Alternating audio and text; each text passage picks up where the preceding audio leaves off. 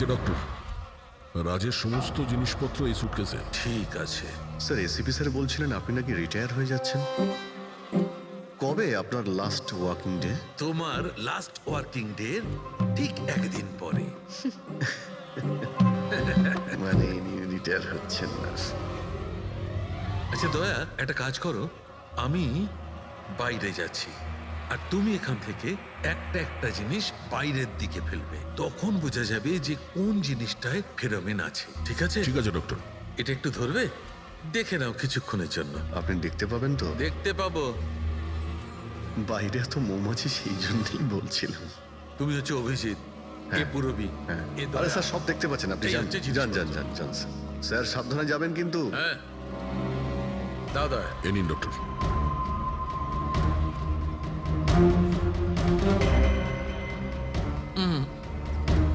না, এতে ফেরোমেন নেই।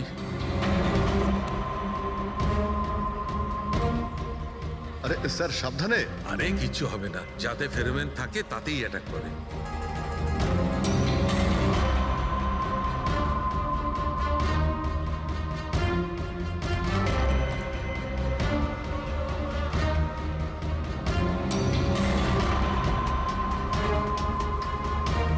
আরে দেখ দেখ।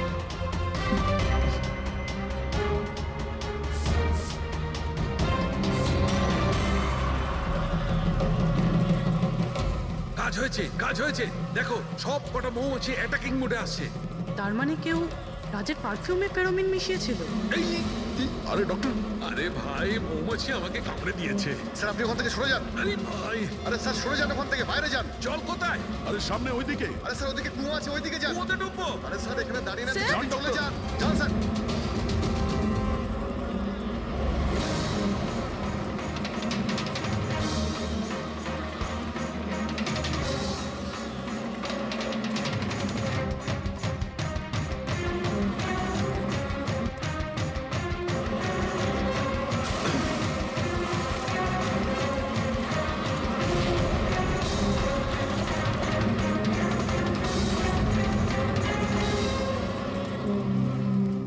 আপনি ঠিক আছেন ডক্টর? বাপ রে বাপ, এই মৌমাছিরা আপনাকে রিটায়ার হতে দেবে না স্যার। আসুন বাইরে আসুন বার করো। আসুন আসুন ডক্টর, আসুন। আরে মৌমাছি! আসুন আসুন আসুন আসুন আসুন। হ্যালো দাদা, নমস্কার। কেমন আছেন? আপনি? আমি হলাম চন্ডুমাল খন্ডুমাল গঙ্গেশ ভাই। আরে বাহ, বেশ লম্বা নাম তো আপনার। বলুন, কি সাহায্য করতে পারি? আমি নিলামির জন্য এসেছিলাম। ওই পুরনো বাংলোটা আছে না হাইওয়ের কাছে, ওইটা আমি কিনতে চাই।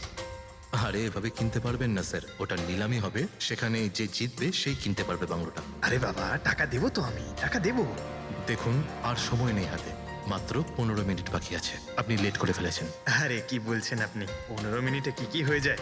আরে দেখুন না আপনি, আমি তো এই পিটের জন্য এইটাও নিয়ে এসেছি। এই দেখুন। রাকেশ, রেজিস্টারটা নিয়ে এসো তো।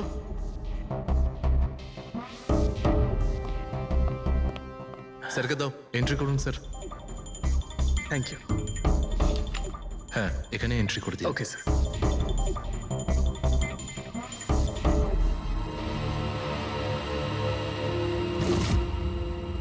এখানে সাইন করে দিন শেষে গিয়ে। গুড, দিন আমাকে। আচ্ছা, ভেরি গুড, খুব ভালো হলো। আচ্ছা, ওই বাংলোর চাবি? মজা করছেন নাকি আপনি? চাবি এভাবে পাওয়া যায় নাকি? আরে ভাই, বিডিং হবে, নিলামি হবে, তারপর যে জিতবে সে পাবে চাবিটা। অদ্ভুত কথা বলছেন আপনি। ভেট তো আমি জিতবো, এটা ধরেই নিন। আপনার বাচ্চাদেরকে আমার ভালোবাসা দেবেন, ঠিক আছে স্যার? Thank you. কে জানে কোত্থেকে এসব লোকজন আসে, অদ্ভুত।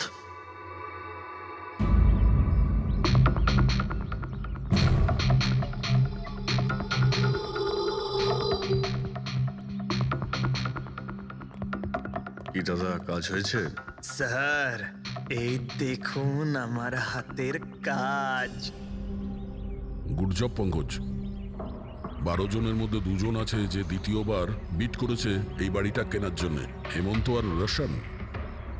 মানে খুনি এই দুজনের মধ্যেই কেউ হতে পারে। আর সে যেই হোক না কেন, এবারেও এই বাড়িটা কেনার জন্য যে কোনো পথ অবলম্বন করতে পারে। বন্ধুগণ, সেই সময় হয়ে গেছে যখন আমরা বলতে পারবো যে নিলামির বিজেতা কে হয়েছে।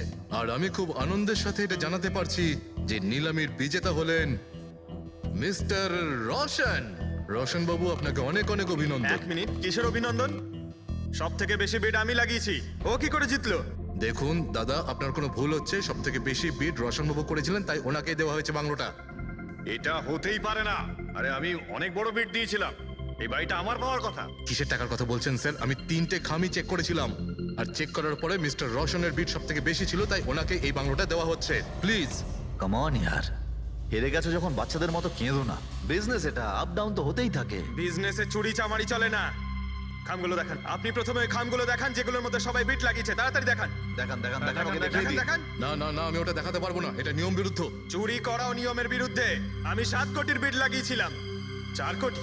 এক্ষুনি হেড অফিস থেকে ফোন করবে, বলবে আমি 3 কোটি লাগিয়েছিলাম। 4 কোটি কম। কোনো ফোন আসবে না। বোকা পেয়েছে নাকি আমাদের? আপনি বললে ফোন আসবে।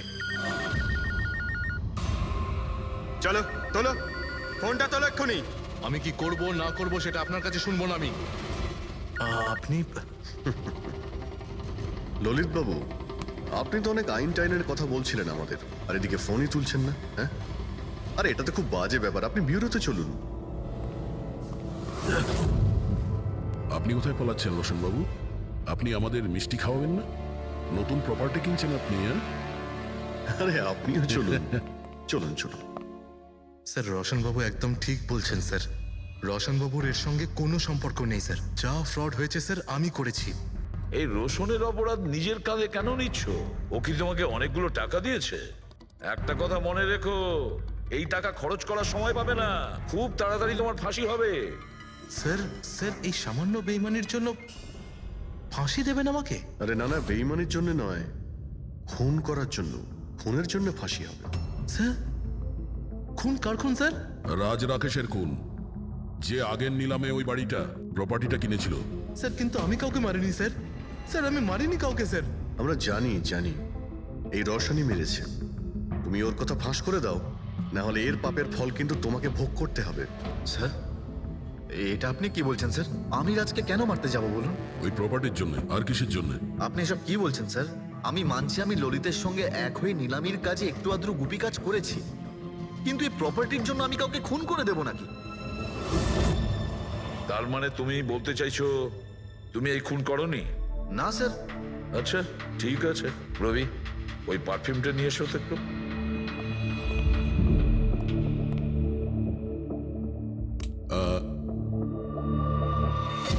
এই পারফিউমটা দিয়ে দেবো? হ্যাঁ, বাইরে মৌমাছিদের চাক আছে। কি বলছো? স্যার, পারফিউম হ্যাঁ? মানে আপনি কি বলছেন স্যার? আমাদের কেসের সঙ্গে পারফিউমের কি সম্পর্ক আছে স্যার? তুমি কি সত্যিই জানো না এই পারফিউমের সঙ্গে কেসটার কোনো সম্পর্ক নেই? স্যার, আমরা সত্যি কথা বলছি স্যার। রাজবাবুর মৃত্যুর সঙ্গে আমাদের কোনো সম্পর্ক নেই স্যার। স্যার, ললিত একদম ঠিক কথা বলছে স্যার। তাহলে এই খুনটা রোশন করেনি, তাহলে বাকি থাকে ও, সেই একজন। এই কাগজ থেকে এটা প্রমাণিত হয় যে তুমি রঞ্জিত রায়ের নাতি।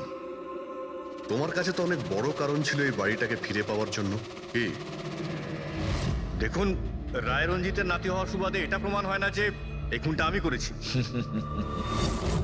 হেমন্ত বাবু, খুনি কখনো কখনো তার অপরাধের প্রমাণ তার নিজের সঙ্গে নিয়ে ঘোরে, যেমন আপনি। আমি বুঝলাম না ঠিক। আপনাকে বোঝাচ্ছি। এই দেখুন প্রমাণ। অদ্ভুত ব্যাপার ডক্টর সালুখে, আপনারা সেফটি স্যুট পরা সত্ত্বেও এইভাবে আপনাদের মৌমাছি কামড়াতে পারলো? হ্যাঁ, কখনো কখনো সেফটি স্যুট পরা সত্ত্বেও মৌমাছি কামড়াতে পারে। আর তার উপর মৌমাছির চাকটাকে যদি এদিক থেকে ওদিকে নিতে হয় তাহলে তো আরো বেশি অ্যাটাক হতে পারে। দেখুন, আসলে এই অনেক হয়েছে হেমন্ত। নিজেকে নির্দোষ প্রমাণ করার জন্য আর কোনো রাস্তা আছে তোমার? আজ্ঞে না, আমি এসব কাজ করেছি। যখন রাজ বাংলোতে ঢুকলো তখন আমি ওখানেই ছিলাম, আর সুযোগ পেয়ে আমি বাংলোয় ঢুকে পড়েছিলাম। আমি পারফিউমের বোতলের মধ্যে ফেরোমেন মিশিয়ে দিয়েছিলাম।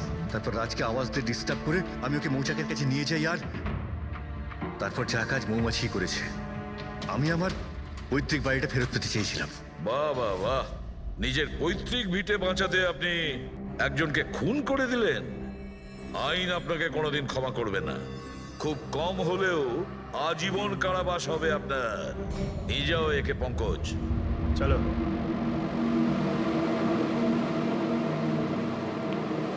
চালুকে, এবার তুমি রিটায়ারমেন্ট নিতে পারো। আরে আমি তো রিটায়ার হবই না। কালকে তো তুমি বলছিলে যে রিটায়ারমেন্ট নেবে। আরে ওটা কালকের কথা ছিল। হায় ভগবান, তার মানে পেছন ছাড়বে না, আমাদের আরো সহ্য করতে হবে। পিছন ছাড়ার প্রশ্নই ওঠে না, কেউ কারণ নয়। আমার তোমাকে ছাড়া চলবে না, আর তোমার আমাকে ছাড়া চলবে না। এই নিন, সরকার এই বাংলোটা এবার রাজের পরে আপনার নামে করার সিদ্ধান্ত নিয়েছে। আশা করছি যে আপনি রাজের অনাথ আশ্রম খোলার যে স্বপ্ন ছিল তা পূরণ করবেন। রাজের মৃত্যুর পর আমার লাইফের এটাই উদ্দেশ্য এখন, ওর শেষ স্বপ্নটা পূরণ করা। But thank you so much রাজকে জাস্টিস দেওয়ার জন্য। আমরা যা করেছি ওটা তো আমাদের ডিউটি ছিল। আপনার যদি আর কিছু সাহায্য লাগে তাহলে আমাদের নিশ্চয়ই জানাবেন। কখনো কখনো আসবেন অবশ্যই, আপনাদের থেকে বাচ্চারা ইন্সপিরেশন পাবে। আরে এতে আবার বলার কি আছে? হতে পারে ওই সমস্ত বাচ্চাদের মধ্যে হয়তো আমাদের কোনো সিআইডি অফিসার পেয়ে যাব। কোথায় আছিস তুই? তোর এত সাহস? আমার পূর্বপুরুষের সম্পত্তির দিকে চোখ তোর। যদি সাহস থাকে তাহলে সামনে এসে দাঁড়া। আমার সম্পত্তির দিকে চোখ দিলে তোর ভালো হবে না বলে দিচ্ছি আমি। ভালো হবে না কিন্তু।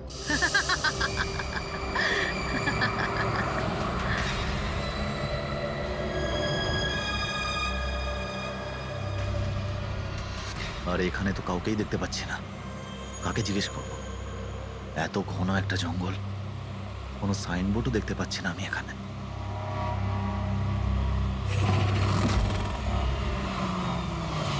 আরে দাদা, এই পিপলিয়া গ্রামের রাস্তাটা এই দিক দিয়ে তো নাকি? আরে শোনো না দাদা, আরে অদ্ভুত লোক তো রে ভাই।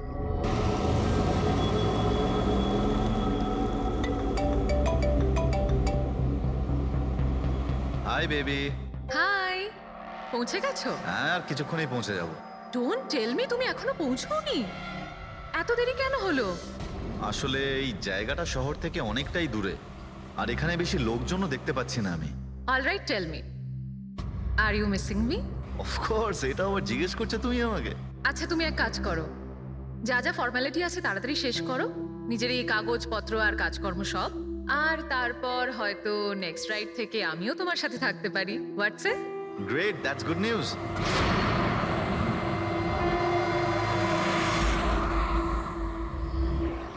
আচ্ছা বেবি, আমার মনে হচ্ছে যে আমি পৌঁছে গেছি। আমি ওই বাড়িটাও দেখতে পাচ্ছি। আরে গেটটা কেন বন্ধ এখানে?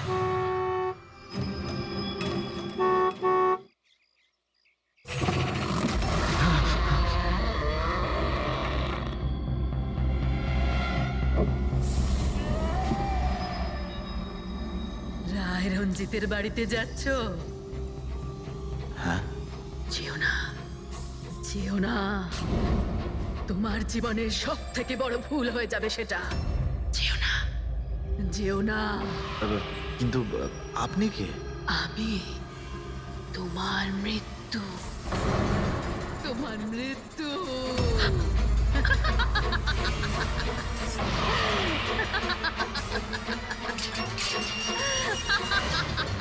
এই বুড়ি, যা যা যা। যাস না নাহলে তুইও মরবি। তুইও মরবি। যাস না, তুইও মরবি। নমস্কার সাহেব, আপনি রাজ সাহেব? হ্যাঁ হ্যাঁ হ্যাঁ। আসুন আসুন আসুন আসুন। Hello Raj, are you okay? কে ছিল? হ্যাঁ হ্যাঁ বন্দনা, আমি ঠিক আছি একদম। কেউ ছিল না। আমি পৌঁছে গেছি বাংলোতে। ঠিক আছে, আমি পরে ফোন করছি তোমায়। Okay okay, you take care. I speak to you soon. Bye bye by.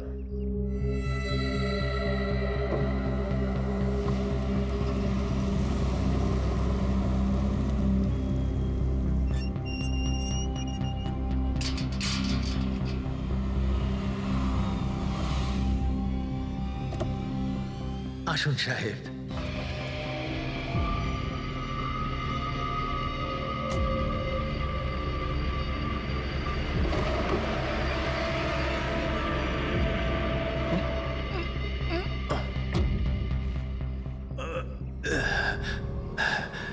সাহেব, রাস্তায় কোনো কষ্ট হয়নি তো?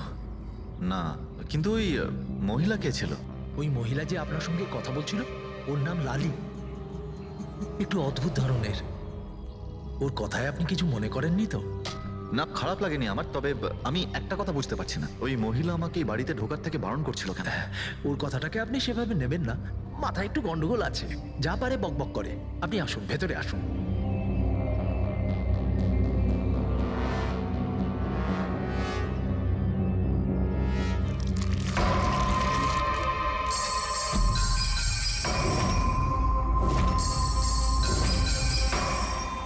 এই লোকটার সঙ্গে তো আমার মাঝ রাস্তায় দেখা হয়েছিল।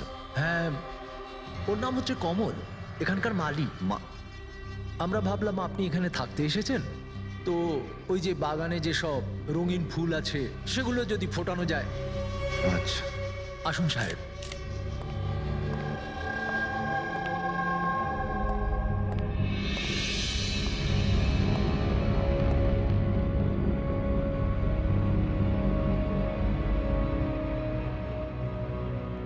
আচ্ছা, একটা কথা বলুন আমায়। হ্যাঁ। আপনি কত বছর ধরে এখানে কাজ করছেন?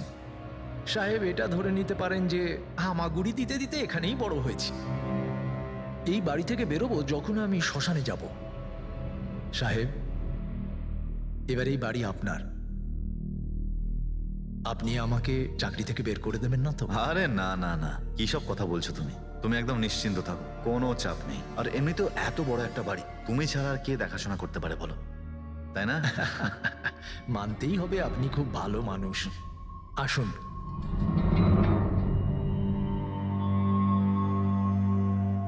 সাহেব, এই হলো আপনার রুম। ওয়াশরুম ওদিকে। আপনি ফ্রেশ হয়ে যান, ততক্ষণ আপনার খাবার ব্যবস্থা করছি। ঠিক আছে। ঠিক আছে সাহেব।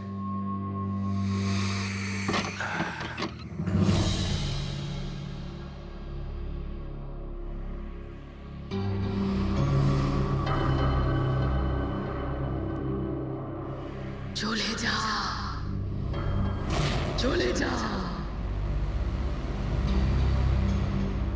চলে যা, না হলে তুইও মরবি।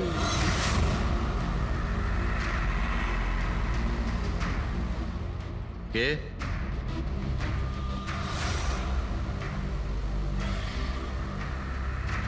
আমি বললাম তো, চলে যা।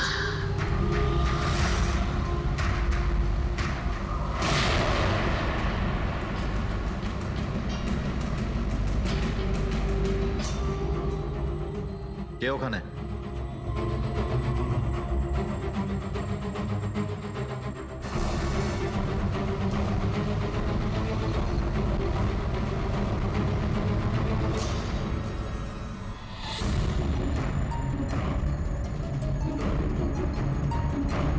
যেভাবে বাকি সবাই মরেছে, সেইভাবে তুইও মরবি।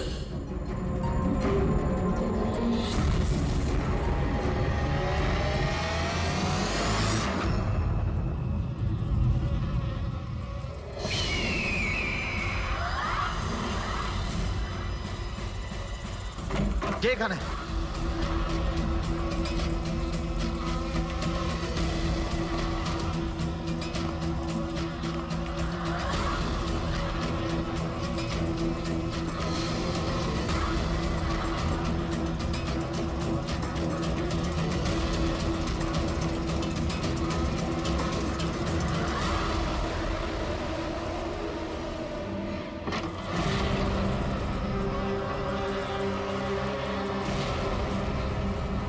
মৌমাছি?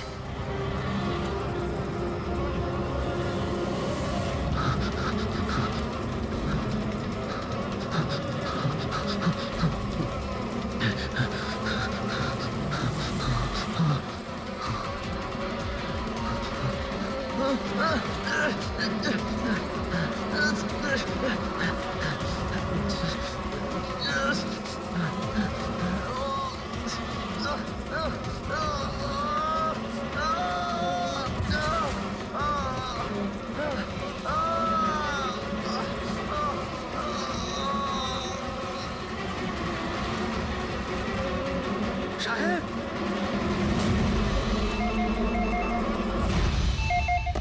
Hello. Hello, can I speak to SB Pratiman please? হ্যাঁ, একটু শান্ত হন। আপনি কে বলছেন? আমি কে বলছি, আমি কেন ফোন করছি এসব আমি এখন কিচ্ছু বলবো না। Can you just make me speak to him right now? এক মিনিট হোল্ড করুন। স্যার, হ্যাঁ স্যার একটা ফোন কল আছে। স্যার, একজন লেডি বলছেন যে শুধু আপনার সঙ্গেই কথা বলবেন। Hello, hello, SB Pratiman? আমি এসিপির প্রদ্যুমান বলছি। স্যার, হ্যাঁ বলুন। স্যার আমি বন্দনা বলছি আমেরিকা থেকে। হ্যাঁ বলুন, স্যার আমার সাথে খুব খুব খারাপ হয়েছে স্যার। কি হয়েছে আপনার সঙ্গে? স্যার আমার ফিয়ান্সে রাজ ইন্ডিয়া গেছিল নতুন একটা বাংলো কিনতে। স্যার ওখানে মৌমাছির কামড়ে ওর মৃত্যু হয়ে যায়। কি? আচ্ছা তাহলে আমি আপনার জন্য কি করতে পারি বলুন? স্যার, স্যার কিন্তু আমার মনে হয় যে ওর মৃত্যু মৌমাছির কামড়ে হয়নি। ইনফ্যাক্ট আমার মনে হয় ওকে মারা হয়েছে। হ্যাঁ কিন্তু আচ্ছা এটা আপনার কেন মনে হচ্ছে? স্যার ও যখন প্রপার্টি কেনার পর কাগজ কলমের কাজ করতে চাচ্ছিল তখন তারপরে কি হয়েছিল? স্যার আমি পরিষ্কার শুনতে পেয়েছিলাম রাজকে এক মহিলা হুমকি দিচ্ছিল। কে ছিল সেই মহিলা? No sir, I have no clue. আচ্ছা একটা কথা বলুন, আপনার এই রাজের এই ইন্ডিয়াতে কারোর সঙ্গে কোনো শত্রুতা ছিল বা কোনো ঝগড়া টগড়া? না স্যার, রাজের কারোর সাথে কোনো ঝগড়াঝাটি বা শত্রুতা ছিল না। ইনফ্যাক্ট রাজ তো ইন্ডিয়াতে কাউকেই চেনে না। তাহলে কে করতে পারে? কে রাজের প্রাণ নিতে পারে বলে আপনার মনে হয়? আচ্ছা আপনি কি কাউকে সন্দেহ করেন? না স্যার, কোনো সন্দেহ নেই।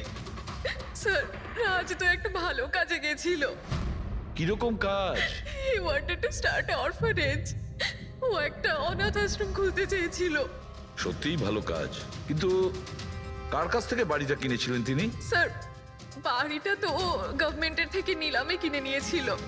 ও শুধু ইন্ডিয়া আইনি কাজের জন্য গেছিল। দেখুন একটা কাজ করুন, পুরো ব্যাপারটা ডিটেলে আমাকে পাঠিয়ে দিন, আমি যথাসাধ্য চেষ্টা করব আপনার জন্য, কেমন? স্যার আমি সিআইডির ব্যাপারে খুব শুনেছি। স্যার আমি জাস্টিস পাবো তো? বন্দনা দেবী, আমি আপনাকে কথা দিচ্ছি সম্পূর্ণ ন্যায় বিচার পাবেন আপনি। আর যে আপনার রাজের ক্ষতি করেছে তাকে আমি শাস্তি দেব। বন্দনা, ওনার হবু স্বামী রাজ আমেরিকা থেকে ইন্ডিয়াতে আসে বাড়ি কিনে অনাথ আশ্রম চালানোর জন্য, আর রাজের মৃত্যু হয় মৌমাছির কামড় খেয়ে। ইন্টারেস্টিং।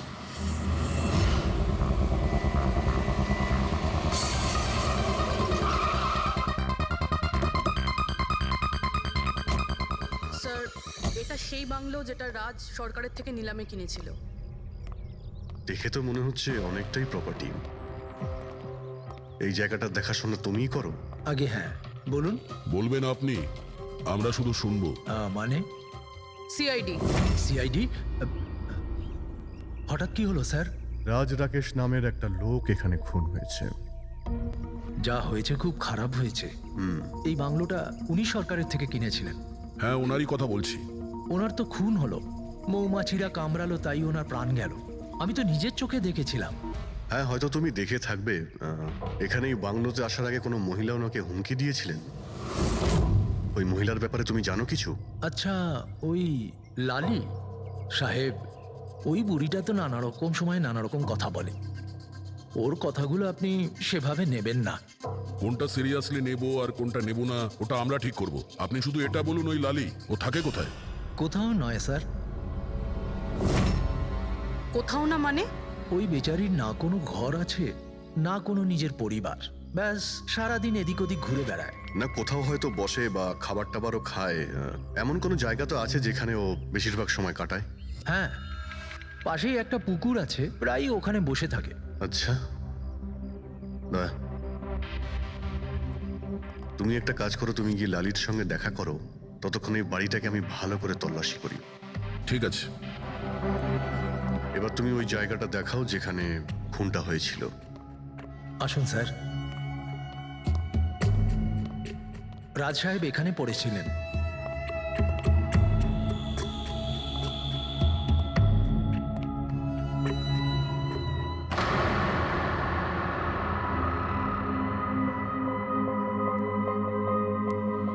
প্রথমে মৌমাছিরা রাজ সাহেবকে মেরে ফেলে আর তারপর ওরাও মরে যায়।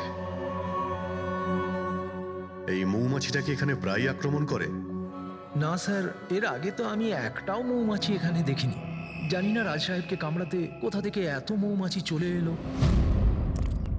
রায় রঞ্জিতের বাড়ি থেকে আসছিস তোরা, তাই না? হ্যাঁ? রায় রঞ্জিতের বাড়ি থেকে আসছিস তোরা, তাই না?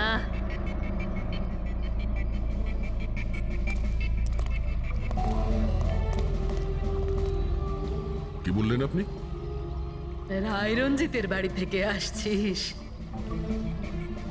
আপনি কে? কেন গেছিলি ওখানে? নিজের মৃত্যুকে নিমন্ত্রণ জানাতে? স্যার মনে হয় এই লালি। আপনি লালি না? তোকে কে বললো রে? তোকে তোকে রায় রঞ্জিতের চরগুলো এখানে পাঠিয়েছে, তাই না? হ্যাঁ, ওরাই পাঠিয়েছে তোকে, তাই না? কে কে রায় রঞ্জিত? সাপ ছিল একটা, সাপ। ওই লোকটা আমার ঠাকুমাকে ঠকিয়েছিল। ওনাকে নিজের বাড়ি থেকে ধাক্কা মেরে বার করে দিয়েছিল। বের করে দে ওকে। ছেড়ে দাও আমাকে, চল, বেরো, ছেড়ে বেরো, দাও বেরো। আমাকে, ছেড়ে দাও, পায়ে পড়ি। লজ্জা হওয়া উচিত তোমার রঞ্জিত। তুমি নিজের বৌদিকে বাড়ি থেকে বের করে দিচ্ছ। নিজের দাদার কথা তো অন্তত একবার ভাবতে। আরে দাদার কথা আবার কি ভাববো? ও নিজেই তো আঙুলের ছাপ দিয়ে এই বাড়িটা আমার নামে করে দিয়েছে। তুই ওকে মদ খাইয়ে বিশ্বাসঘাতকতা করে এই কাজটা করেছিস। এখন কিভাবে হয়েছে, কেন হয়েছে, এসব নিয়ে আলোচনা করে কি লাভ? শুধু ঠান্ডা মাথায় একটা জিনিস বুঝে নাও, এই বাড়িটা এখন আমার। আর তুই পথে বসেছিস। দে বের করে দেখে। এই চল চল বলছি। তোর ভাগে না শুধু একটা বাড়ি আসেনি, একটা বাংলো এসেছে। এমন একটা বাংলো যার প্রত্যেকটা কোণায় আমার অভিশাপ লেগে থাকবে। আমি তোকে অভিশাপ দিচ্ছি। শুধু তুই না, এই বাড়ির যেই মালিক হবে সে আর বেঁচে থাকবে না। মৃত্যুর খেলা হবে এখানে, মৃত্যুর খেলা। এতদিনে কতজন মরেছে? সেই সব লোক মরে গেছে যারা ওই বাড়িটা কিনতে চেয়েছে। তোরা কিন্তু এই বাড়িটা কিনতে চাস না, হ্যাঁ? তোদেরকে ভালো মানুষ মনে হচ্ছে, না হলে তোমার বউ বিধবা হয়ে যাবে।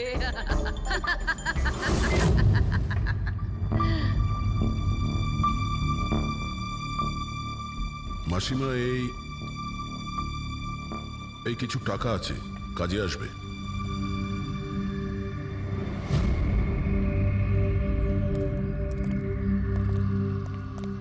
স্যার মনে হয় না রাজের মৃত্যুতে এর কোনো হাত আছে। এ তো নিজেই বেচারি ভুল বিশ্বাস নিয়ে কষ্টের মধ্যে আছে। হতে পারে রাজের মৃত্যু কোনো মার্ডারই নয়, হয়তো কোনো দুর্ঘটনা।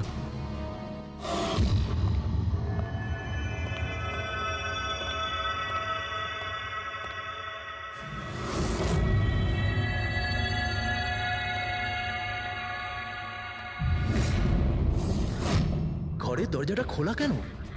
এটা তো বন্ধ ছিল। তুমি দাঁড়াও এক মিনিট। হয়তো রাজি খুলেছিল।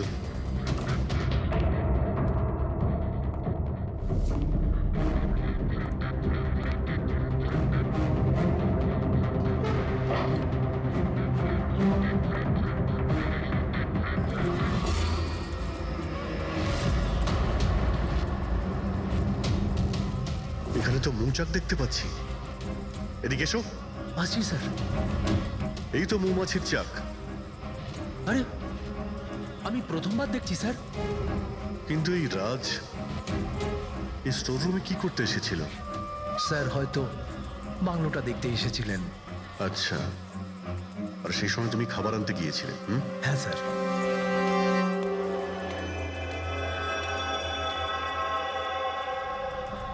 আচ্ছা, ওকে। ও তো কমল স্যার, এখানকার মালিক। যখন মিস্টার রাজ মারা গিয়েছিলেন তখন ও ছিল এখানে? আগে হ্যাঁ স্যার। কমল, এদিকে এসো, সাহেব ডাকছেন। আগে স্যার, কমল যখন রাজ সাহেব মারা গিয়েছিলেন তখন তুমি এখানে কোনো অচেনা লোককে দেখেছিলে? কোনো অদ্ভুত ঘটনা ঘটেছিল? না স্যার।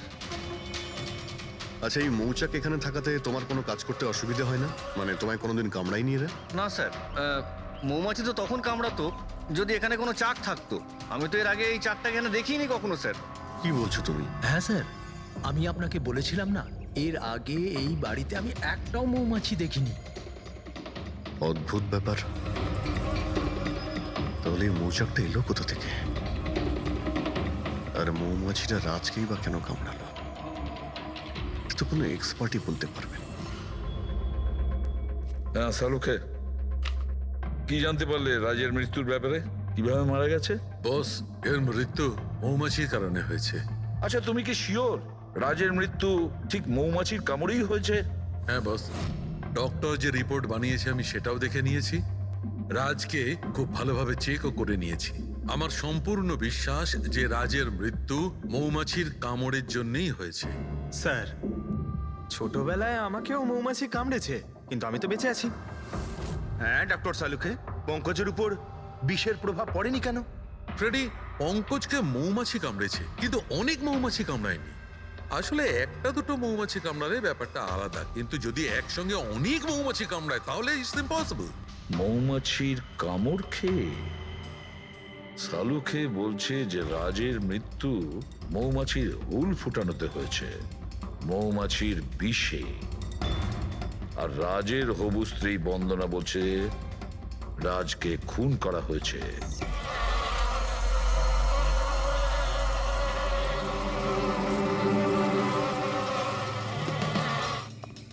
100% এই মৌচাকটাকে বাইরে থেকে নিয়ে সেখানে লাগানো হয়েছে। মৌমাছির চাককে এক জায়গা থেকে এনে অন্য জায়গায় লাগানো যায়? এতটাই সোজা এটা? ততটা অসম্ভব নয়। মধুর ব্যবসার জন্য প্রায়শই এটা করা হয়ে থাকে। আপনি বলতে পারেন কতদিন আগে এটা লাগানো হয়েছে? বেশি দিন নয়, এই ধরুন 2-3 দিন আগে। স্যার, যদি ধরেও নি যে খুনি এই জন্যই চাকটা লাগিয়েছিল যাতে ও রাজকে খুন করতে পারে, কিন্তু ও কি করে জানলো যে এই মৌমাছিগুলো রাজের ওপর হামলা করবে, অন্য কারোর ওপর নয়? মৌমাছিরা বিনা কারণে কাউকে কামড়ায় না। হ্যাঁ, মৌমাছি হুল ফোটানোর পরে এদের শক্তি কমে যায়। তাহলে এটা কি এমন জিনিস যে ওদের উত্তেজিত করে অ্যাটাক করার জন্য? দেখুন, যখন ওরা বুঝতে পারে সামনের ব্যক্তি তার কোনো ক্ষতি করতে পারে। আচ্ছা, এরকম কি হতে পারে যে মৌমাছিদের কোনো ট্রেনিং দেওয়া হয়েছে যে ওরা কোনো লোককে আক্রমণ করতে পারে? কি কথা বলছেন অভিজিৎ স্যার? এই মৌমাছিরা তো আর সাফ শুটার নয় যে কেউ ওকে বলে দিল আর তাকে সে ফুল ফুটিয়ে চলে আসলো। আচ্ছা, আপনি এইমাত্র বললেন যে এই মৌমাছিরা কাউকে কামড়ানোর পর মারা যায়। আচ্ছা, কি এমন ঘটনা যার জন্য ওরা কামড়ায়? একটু ডিটেলে বলবেন? হ্যাঁ, মৌমাছিরা যখন কাউকে কামড়ায় তখন ফেরোমেন নামে একটা বিষ ছড়িয়ে দেয়, যাতে কিনা অন্যান্য মৌমাছিরা সতর্ক হয়ে দলবদ্ধভাবে আক্রমণ করতে পারে। সেই জন্য আমি আগেই বলেছিলাম মৌমাছিরা বিনা কারণে কাউকে আক্রমণ করে না। নিশ্চয়ই রাজ এই মৌচাকের মৌমাছিদের কোনো ক্ষতি করতে গিয়েছিল। স্যার, খুনি কি করে জানতে পারলো যে রাজ মৌমাছিদেরকে ডিস্টার্ব করবে? এই মৃত্যুটা দুর্ঘটনা নয় তো? না পুরবি, রাজ আসার 2 দিন আগে এই চাকটাকে এখানে লাগানো এটা কোনো কাকতালীয় ঘটনা নয়। স্যার, রাজের মৃত্যুর পরে এই বাংলোটা বন্দনার নামে হয়ে যাবে। এই সব কিছুর পিছনে বন্দনা নেই তো? বন্দনা ইন্ডিয়াতে কবে আসছে? What nonsense!